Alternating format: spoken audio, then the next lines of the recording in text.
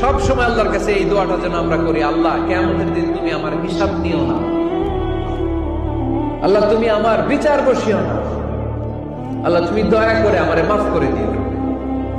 আল্লাহ যার বিচার করবেন ও জাহান্নামে যাবে, আর যার বিচার করবেন না সে জান্নাতে যাবে। আল্লাহ যদি বিচার করে আর পাই টু পাই হিসাব নেয়, নামাজ পড়লি না কেন, রোজা রাখলি না কেন, মিথ্যা বললি কেন, খাদ্যে ভেজাল দিলি কেন, মাছে ফরমালিন দিলি কেন, যৌতুক খাইলি কেন, ঘুষ খাইলি কেন, উল্টাপাল্টা করলি কেন, জিনা করলি কেন, একটার পর একটা প্রশ্ন বানে যদি সেই ভয়ঙ্কর দিনে আল্লাহ আমাদেরকে জর্জরিত করে, আমাদের কোন উত্তর আছে? সেদিন আমাদের বাঁচার কোন উপায় আছে? তাই আমরা সবাই আল্লাহর কাছে দোয়া করবো, আল্লাহ কোনো বিচার টিচার মানি না, কোনো বিচার করতে পারবো না, দয়া করবা। কথা কয় না? কি করবে? এবার আওয়াজ করে বলেন, বিচার চান না দয়া চান?